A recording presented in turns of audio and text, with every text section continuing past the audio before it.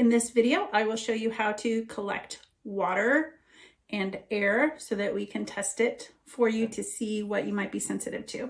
Just get some jars. I just happen to have these. You can also get just an old jar that had jam in it or spaghetti sauce or whatever in it, and make sure it's been cleaned in the dishwasher so that it's clean. And then you'll plan your space. So make sure that you mark on your jar what you're going to test. So where do you spend the most time? So I spend a lot of time in the kitchen sink. So I'm going to put it not in the kitchen sink, but by the kitchen sink. So I'm going to put kitchen sink on there. And then we want to put today's date on there as well, because you might want to retest it another time. So today's date. Where else do you spend a lot of time? By your bed. Well, in your bed. And so you'll put it on your bedside table or whatever you have that's near your bed. Bedside table. We found a lot of interesting things. We've helped people find mold, have had people detect mold in the bedroom and then have somebody come in and check it out. And sure enough, there's black mold behind there. Let's see, where else? I sit in the living room. There's two places I sit in the living room, so I'm going to put both. So one is by the puzzle, and then today's date. Doesn't have to be perfect. I mean, like, the handwriting's terrible, but it gets the job done. And then I'm going to do living room, table. Okay, those are the places I spend the most time. Not at the dining room table, because I don't take that long to eat. In the kitchen, bed, living room. Those are the main places that I spend time. Okay, I have my home office, but I don't spend as much time there as I probably should. But then the other thing is collecting water, especially if you have a rash all over your body. You want to collect the water from where you shower. So I'm going to put shower and today's date. If you have a rash on your body just where your clothes are touching, the other thing to bring in would be your detergent that you're using. Get some water from your washing machine, because it could be in your clothes. It might not be your clothes. It might not be the detergent, but it could be the water that's coming out of there. So we're testing for subtlety, so then we can make corrections for that. So basically what you'll do is you'll collect all these. The way that you do that is you're going to take the lid off for the air. Wow, this is stuck. There we go.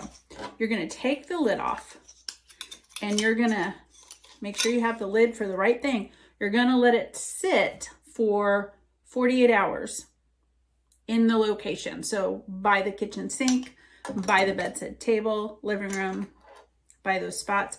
And in the shower, you'll fill that up with water. So you just, for the shower, don't do it from the kitchen, don't do it from the bathroom sink, because you're not taking a shower in the bathroom sink.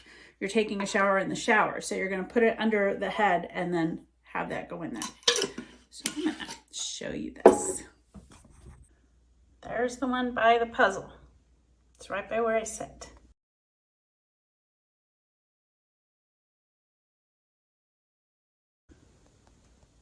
By the living room table. Actually, at the living room table. By the kitchen sink. At the bedside table. Filling it up in the shower.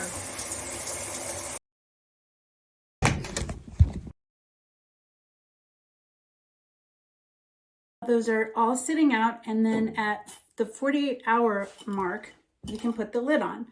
For the shower, I just fill it up the day when you put everything else out, and then put it in your car, because most people forget. And when you're going to your appointment, you'll see this in your car and you'll think, oh, I need to put that in my car. Usually there's at least a week between your appointments.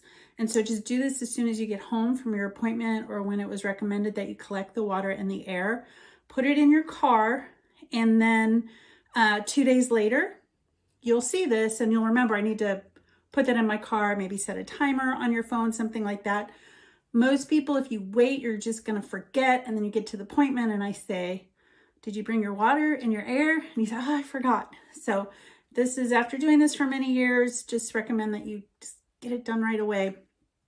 And then the day before, it's best to have the water fresh, but it's better to have some water than no water at all. So what some people do is they put this in their car so it's at least in there so that they have the option of forgetting and then they have something to test. So when you come to the office, what we'll do, anybody can do a yes/no test at home, but we want to go a little bit deeper. We're going to test it with your program that you're on. We're going to test it against your skin, against the other organs that we are helping support right now. So there's a lot that goes into testing your water and your air. You can do just a yes/no test and then find the remedy for that if you know how to do that. But if you're on a program, I don't recommend doing that. I recommend getting the full-on body scan and get it tested against your whole program to make sure that we're looking at your body holistically. Okay, so I hope that helps.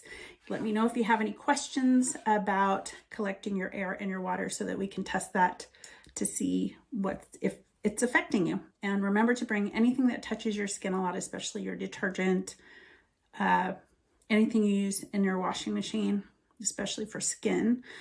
For any other kind of, that's for skin allergies, skin sensitivities. If it's sinuses or runny nose or other problems with your eyes or hair or anything like that, just go ahead and actually, you want to bring shampoo, your soap. Just think about anything that touches your skin, your moisturizer. If you put essential oils in anything, you want to bring that as well. Essential oils are amazing unless they're not.